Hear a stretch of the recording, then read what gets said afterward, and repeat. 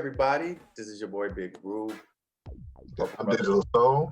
Yes, and we have for the first time celebrity hairstylist and now Arthur, Miss Kim Berry in the building. Kim, how you doing?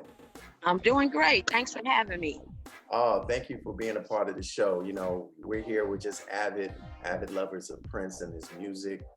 And since you was his hairstylist from seems like what 29 years, I know you have a lot of things to speak about. So can we just start from the beginning on how did you get put on for being his hairstylist?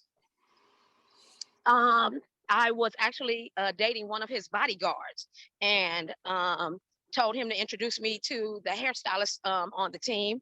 And she, basically took me under her wing. I was fresh out of beauty school. Every time they did a video or any type of show or event, she would always call me, say, Kim, come hang out. So while I'm hanging out with her, she would say, my dad used to tell us success is when preparation meets opportunity. When the opportunity presents itself, will you be prepared? So as I'm watching her table, I'm looking at everything on her table. So everything on her table, I bought the hairspray, I bought the curling irons, I bought the combs, I bought the brushes. So I literally had duplicated her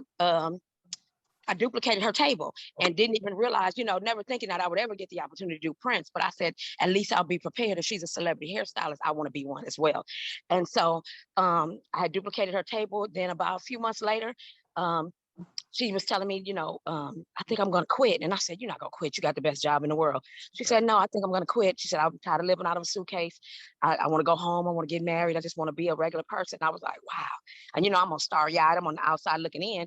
And I'm like, you got the best job in the world. You work for one of the biggest entertainers. And she said, it's not what you think. And sure enough, after I walked a mile in her shoes, I was like, oh, got it. It's not what you think. So she said, she went in the room with Prince and we were in the middle of a video shoot. I forgot what song it was, but he snatched the comb out of her hand and she said, you know what? My lips are chapped from kissing your little black behind. I'm out of here. Now, see, when Prince do something to you, he used to you being there the next day and you're supposed to be all right with it. But this day, Tanya packed her things and left. And so they didn't understand that at all. So Prince was like, tell Tanya get the salon ready the next day. They was like, no, Tanya quit. And so they got ready to go to Germany. He was like, so you mean you tell me you got me out here without no hairstylist? And they was like, yeah, because he traveled everywhere with his hairstylist and his bodyguard. And so he went to Germany. They hired somebody. He hated him. He had to flat iron his own hair that day. He did the show. They came back to California. The bodyguard said, look, we're going to be at this club right here by the Beverly Center. Meet us at 11 o'clock. Bring your portfolio. So I brought my portfolio down. I had already been doing photo shoots, ready, locked and loaded. Put my portfolio on the table. I had walked up to his table. He looking like, who the hell is this? So I walked up to his table. I said, look, my name is Kim Berry. I do hair. I said, I know you don't have a hairstylist. I said, I want the opportunity to be able to do your hair. He said, you got a salon? I said, yeah. He said, go get it ready. He said, get a bodyguard's information and get the salon ready. I already knew how to black out windows, do everything that he needed done. Got the salon ready. He called about an hour later, Kim, yeah, this is Prince. I was like, he said, I'm not going to be able to make it. I was like, oh, okay. Well, next time you come to LA, just know you got a hairstylist. He said, well, do you travel? Mind you, I'm 19 years old. I ain't been out of Inglewood, let alone California. And he said, I said, yeah. And I was like, what the hell I just say? And so he says, okay, well, he said, the flight leaves in an hour. We're sending a car to come pick you up. I was like, he says, is there a problem? I said, no, sir. And I hung up the phone. I called my mother. I said, I just talked to Prince. She said, stop lying. I said, no, I just talked to Prince. He said, the flight leaves in an hour. And she said, you take your curling iron and your hairspray and you go to Target when you get there and buy you some clothes. I'm going to send you some money and you keep rolling. I said, oh my goodness. I went to Paisley Park. They took me up into the hair salon. I saw the Purple Rain jacket. I saw the raspberry beret outfit hanging up and thing. I saw jewelry laying all around. So they were getting ready for some type of exhibit. And I said, okay. I was like, I get it. I see what's happening. So his brother said, well, you're going to do my hair. And then, we got somebody else that's going to come in behind. Now, my beauty school teacher got me ready, had built my speed up. I can do 7-8 clients in an hour. You know what I'm saying? So I'm like, okay, I got this. Let's go. I'm built for this. So I did Dwayne and 5 other women that were there. I was like, okay, I get it. This is my audition. So finally, his brother says, okay. He says, Prince will be in a minute. I said, okay, great. He says, just hold tight. So I'm sitting there, 1 hour go by, 2 hours go by. Now, Paisley Park is what they call a creative battleship. Inside Paisley Park, there's studios, kitchens, hair salons, offices, like Prince can go in there and never come out if he don't want to. Okay, so I'm like, they done got me in this building. He done went somewhere and went to sleep or something. Like, what? Because it's 5 o'clock in the morning now, this time. So I was like, what? They done forgot about me. So finally his brother stuck his head in the door and said, you didn't steal nothing, did you? I said, well, first of all, my mama ain't raised no fools. Second of all, you don't touch nothing in nobody's house that don't belong to you. I said, and third of all, I gotta go to the bathroom. Y'all play too much. Oh, sis, you could have went to the bathroom. He was like, I said, no. He told me, for real, he'll be in here in 10 minutes. I said, don't you leave me sitting here another 2.5 hours. I ain't gonna do that to you. So finally Prince stuck his head in the door and I was like, oh, he's awfully little. That's when I realized how small in stature he was. I was like, he said, how you doing? I said, fine. He said, yeah, you got the job. Cause he said, but that was, back in 87, 89, I had them long Coco SWV nails. He said, you got to leave them nails at home. You can't have that in my head. I'm tender headed. I said, okay, pop, pop, pop, pop, pop. And he said, oh, and when Prince laughed, he laughed from his gut. He was like, oh my God, you are so funny. He was like, okay, yeah, you gonna work. He said, go home. Go back to the hotel. He said, and we gonna leave for Miami in the morning. I said, you're not getting your hair done? He said, no, don't worry about me. He said, I'll let you know when I'm ready. I said, oh, okay. So went to Miami, hit Miami, never got his hair done. He said, Kim, get whatever you need, go sightseeing, do whatever. I'll call you when I need you. Chicago, Atlanta, a couple other cities. Finally, we get to New York. He like, Kim, get the salon ready. His brothers was like, don't touch his ears. Don't look him in the face. Don't spill water on him. Don't put color on him. I said, how am I not do the man's hair and can't look him in the face? I said, you better quit playing with me. I was like, so I said, Kim, you got this. You did 1,600 hours. You built for this. You do this. So he comes in. We do a consultation just like any other client. I want to cut. I want color. I want this and that. Everything they told me don't do, I did. I spilled water down his face. I put color on his ears. I touched him in the head with the curling iron. Everything they told me don't do. And Prince just took it all in stride. He was like, okay, look now, Miss Lady, I know you're nervous. He said, but I need you to slow down, okay? I said, okay. And so we got through with his hair. Fabulous. Same little cut like what I got now. Hooked him up. He said, okay. He said, yeah, that's going to work. He said, your car is waiting for you outside. And I've been rolling with him ever since. Wow. Yeah, what was that first hairstyle? Do you remember what style that was? That very first one? This one. Oh, wow. Okay. Yeah. Wow. Same exact cut. Mm-hmm. Very cool. All right. Yeah. So before becoming a hairstylist for him, I know you said you were 19. Did you have aspirations to be a hairstylist previously, or did you have the profession in mind? Absolutely not. No, Right. I was, had the whole doctor, lawyer, thing. I told my mom I'm going to take a year off. I said, I'm going to take a gap year, what the kids are calling it now, Yeah, gap year. yeah. And so I said, let me find myself. And my mom was like, okay. Yeah. And she let me sit around for like 2 months. And she said, what you finna do? I said, what you mean? I told you I'm taking a year off so I can find myself. She said, no, you're going to get a job. You're going to go to school, or you're going to get the hell out of my house. I said, wait a minute. So I went stomping up the street, walked into Pacific Beauty College, and literally that man signed me up that day. He said, school starts tomorrow. I said, wait a minute, tomorrow? I said, it's the middle of the summer. He said, no, school starts tomorrow. And he said, and if you miss one day, don't come back for 30. And I said, oh, wow. Done. I came home and told my mother, well, I signed up for beauty school. I hope you happy. She said, I hope you happy, and closed her door. I said, little did I know that they were all getting me ready for the biggest adventure of my life, Yeah. And beauty school teacher every day was on me every day. So the course was 12 months. And I did it in 9 because I wanted to get the heck out of that building. Said, why are you here? I said, I'm here because my mother making me be here. My teacher said, before you leave here, I'm going to turn you into a hairstylist. I was like, yeah, right. I wound up winning 6 months into the school. I wound up winning a 200 student competition, took first place, shut them all down. The teacher, when I got my trophy and my check in my hand, she walked over to me and she said, didn't I tell you I was going to turn you into a hairstylist? I was like, yeah, whatever, Miss Cooper. And so everybody was doing literally a Mr. Miyagi on me, like wax on, wax off. So all of these people were literally teaching me, building my speed, keeping my integrity, getting me ready, for the next level. And I had no idea of what I was about to embark on. Yeah. Literally 2 years later. Very cool. Yeah. That is cool. Now, you took over around 87, 88. So that was during that Sign of the Times Love Sexy period. I came in, 89. It was like 89, 90. I graduated 87. So 2 years later, 89. So 89, 90. 89, 90. So that was during Yes. Graffiti Bridge, Batman era, whatever. His hair was still long. Yeah, So, I came in. I said, yeah. that's what I was doing, little bits and pieces. And then after Diamonds and Curls, that's when Diamonds and Pearls, sorry. My book is called Diamonds and Curls. Diamonds and Pearls was when I started touring with him after that. But I would do little spot gigs, in LA for him, throughout that time. So for like every year, because he was always changing up his look, you know, his direction in music. So was it something that you came up with the different hairstyles, or was it just something like he was just over a certain hairstyle and he wanted to do something different? Yeah, he was very open.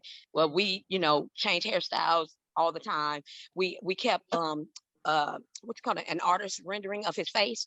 And we literally had an artist draw different hairstyles, and we could slide the hairstyles over his face so that he could see, Oh, wow. what these different hairstyles would look like.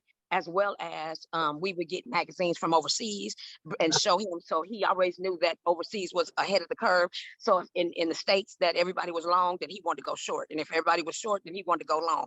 Like, he wasn't scared to try anything, braids, ponytails, you name it. Like, he had no fear. So, I would have to talk him into a few things, but he wasn't afraid of it. Right, right. Yeah, it was like, for me, it was a trip because I never really, even during the rave period when he had the ponytails, like the Oh, little the buckwheat ponytails. braids, that's what I call them. Barrettes. Yeah. The barrettes, yes. The barrette, yeah, the barrette stuff when he was going. I said that was pretty different from for him. You know what I mean? Yes. Oh my goodness. We were walking down the hallway one day, and we had just did his hair, feathered him up, fresh color, fresh perm, hair bouncing. We coming down the hallway. He said, "Go get Steve Parks." And so I go get Steve Parks. He said, "Tell him I want to do a photo shoot." So right there in the middle of the atrium, he says, "Kim, I think I want some braids in my hair." I said, "Okay, well, you want me to part it off and braid it real neat?" And this, he goes, "No, just pick it up and braid it." And I said, "You want plaits?" And he was like, "Yeah." I said, "Huh. Okay." So there's a picture that's all around the internet, and Steve Parks took a picture of me braiding Prince's hair. And Right. so, and in the middle of the atrium. And so I did the plaits, and I said, "Well, now you needed some pretty bow reds." And he said, "Yeah, go upstairs and tell wardrobe to send me some ribbons." I said, "Oh, I was just playing." I was like, man, I was like, wait a minute. So I go upstairs. I'm like, tell the Buster and wardrobe, like, I need some ribbons. And Prince said he want ribbons on for every outfit that he puts on. And they were like, "Are you playing?" And I was like, "No, I need some ribbons right now. Cut up material. Let's go." And so literally for months, we wound up doing those buckwheat braids, is what I call them, and literally putting ribbons tied on the end of his hair in every color. So every outfit he changed, we changed the ribbons to go with his outfit.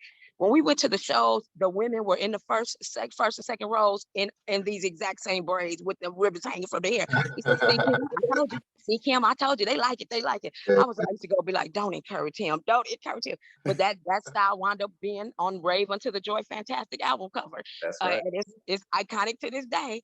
And even Kendrick Lamar did a rendition of it. I said, "You're welcome, Kendrick." Yeah, Yeah, real trendsetter right there, man. absolutely. Yes. Absolutely. So if you weren't doing hair now, what do you think you would be doing at this point in your career? Wow. Doing hair. I wanted to work in the medical field. So yeah, Medical. a doctor. Yep. Yep. Wanted to be a doctor. And so it just took a left, and that left turned out to be the ride of a lifetime. Yeah, absolutely. Yep. Yeah, because 29 years of being with one person is a long time. What made Absolutely. you, I mean, what kept you? Because I know that he always would change, staff or people. So what made you think that you stayed there for that long period of time? What was it? I would tell people that it was the God in me that saw the God in him. He had enough fake people and yes men around him. Mm, He and I didn't have that relationship. We moved from hairstylist client relationship literally into family rather quickly. And he needed that, someone to have his back around him.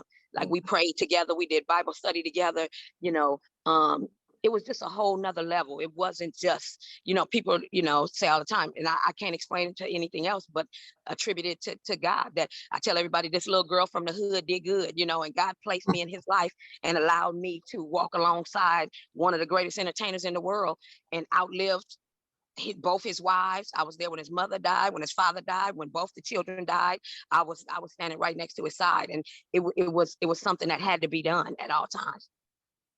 Wow, that's pretty heavy. And Yeah. so from that, from his untimely demise, unfortunately, what inspired you to write the book Diamonds and Curls? I wrote the book. It was a healing process for me.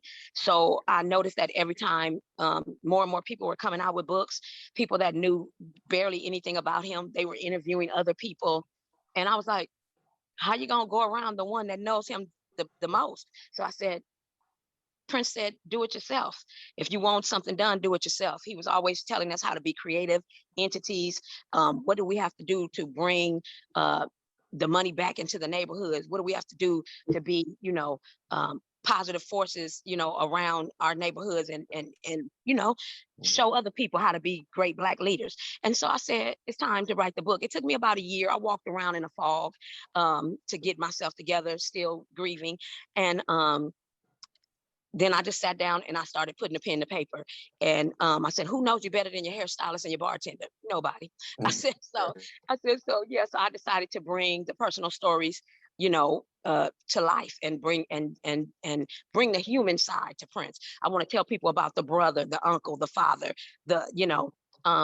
he laughed, he cried, everybody think he's floated on air. And, when he, passed gas, purple dust came out. No, he was a human, just like everybody else. He had feelings, he had, and so some of the stories will be some things that you've heard before. And some of the stories will be some things that only he and I were privy to, and it's just, like I said, a beautiful way to humanize the superstar, to let people know that he was a man. He wanted to be treated like a normal human being, even though he knew he wasn't normal. He knew that he was downloaded by God to bring music to the world, and light and love. He knew what he was here for. He knew what his purpose was.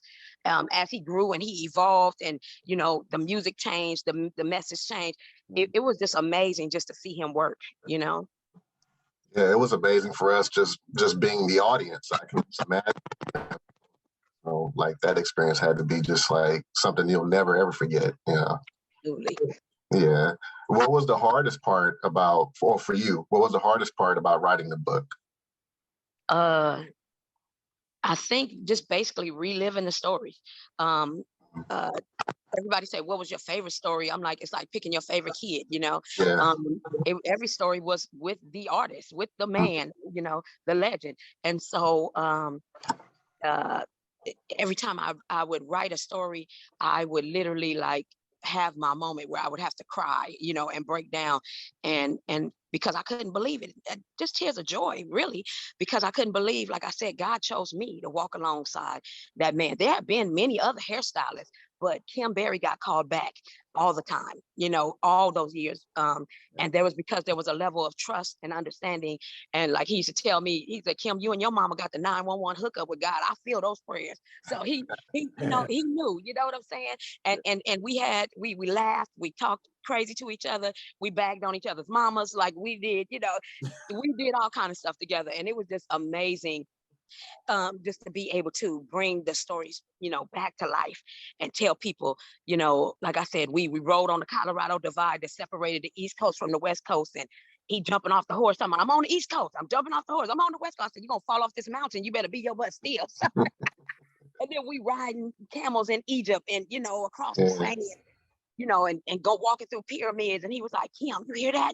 And all of us had these different spiritual experiences as we walked through these pyramids. And it was just the most amazing thing, time after time, year after year, to be able to travel the world with this man. I went in the ice hotel in Switzerland, and we just in there chilling, and it was just beautiful. Everything in there made out of ice, and it was just amazing. Like, I have stories for my children's children, Yeah. and it was just a beautiful thing to be able to share it, with the world. So I did. It's a 3-part series. So part 1 is out now. Mhm. And part 2 is going to come out during Christmas time. And so what I did was, his numbers were 3121. So I did 3 books, 7 chapters each. So 3121 equals the number 7 in God for Prince. So I did 3 books, 7 chapters each, 21 chapters total. And because I didn't want to bore the people, so I broke it down into 3 books. I ended each book on a cliffhanger, so it makes you look for the next book. Yeah. So so I didn't want to bore the people and give them this big, thick Bible. I wanted to, give a little nuggets and come back looking for more. I heard that. That's how you do it. Yeah. Keep them coming. Exactly. Yeah, we're looking forward to it. I know also you're an advocate for breast cancer and also women's health, and you mentor young women and into the ministry also as well. What made you get started, and how long have you been doing that as well? Ever since high school, young women have always been my passion. Grooming, etiquette, just being there, teaching them how to not be a product of the environment that we can rise above. Just like I said, I got handpicked literally out of the neighborhood, out of Inglewood, California, and flown all over the world. And if it can happen for me, it can happen for you. So I want to stand and be that voice, and stand and be that light to let somebody know that you don't have to be a product of your environment, that you can travel the world, that you can do great things and see great things and be around great people. It never ended, night after night. All the musical talent that I was able to be around, and I just want to share that with the world and be able to pour into young women. And the Welfare to Work program, My Girlfriend's Closet, is a ministry of my pastor's wife. My original pastor, W.T. Irving, and that was her ministry. But we would bring the women in, and on their way to interviews, we would set up the salon like a mall where they could pick out their clothes. We would do hair, makeup, facials, nails, and it's just something. It does good that we're blessed to be a blessing, and so that you want to be able to give back. It's not just about taking all the time. That's what I love about my industry, is that when you do someone's hair, they stand up straighter. You see their shoulders go back, that they feel different about themselves once their crown is adjusted, and so that's my legacy I want to leave behind. Instead of tearing women down, I want to adjust your crown and have you walking a little straighter and walking in your purpose. That is so dope. Yeah. That is really, really good. And now fast forward, I know you did, at some point you were the hairstylist for Cat Williams when he was on the road, correct? And Absolutely. Now you're on set for one of the most watched shows on HBO. We talk about that a little bit? Yes, we're on set with Issa Rae, HBO. This is her 5th season, and having the time of our lives. Is beautiful. I can't wait to see the finished product. It's always interesting because everything's taped in sections, so you never know what's going to be where. So I can't wait to see the finished product, but I'm just glad to be a part of her vision, because she's a visionary in and of herself. And just to be a part of, same thing. She said she called herself the awkward, young lady when she first started this whole vision, and it has blossomed into something amazing. And I'm just so proud of her, and just standing in her company. It does something good for my heart. It's just beautiful. And being able to work with Cat Williams, oh my God, he's such a genius when it came to that comedy. And I've been with Cat like 10 years now. And so I've traveled all over the world with him as well. And he's so much like Prince as far as their business acumen, is just watching videotapes and being on top of his craft and staying, sharpening his jokes. And he has a whole team around him, and they go and they hit it hard every night. And Prince used to do the same thing, go back every night, watch his videos, make the band do better, make every, if you had to be in his presence, you had to do better. You had to be a better person being around them. And they're so much alike. It was just incredible. It was seamless to go from one camp to the next, because they both were so much alike. It was like I was working for the same person, except one did music and one makes jokes. You keep so many people looking fly. How do you even find time for yourself? I mean, your hairstyle, your do tonight is it's on point. So how do you even find time for yourself with doing all these celebrity hairstyles? Oh yeah, you gotta stay on point, because they won't try nothing if you don't try anything.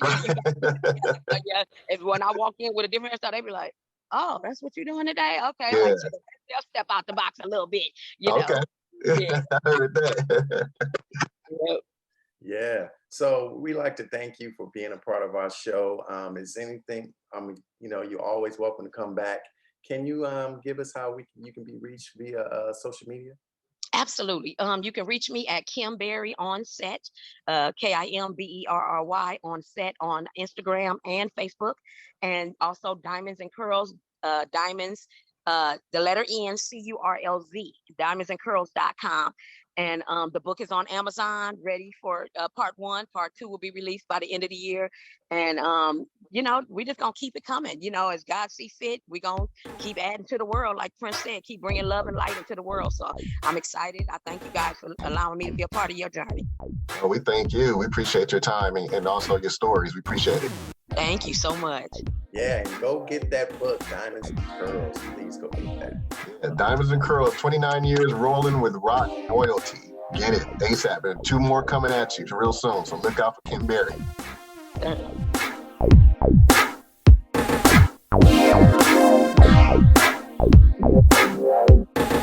Purple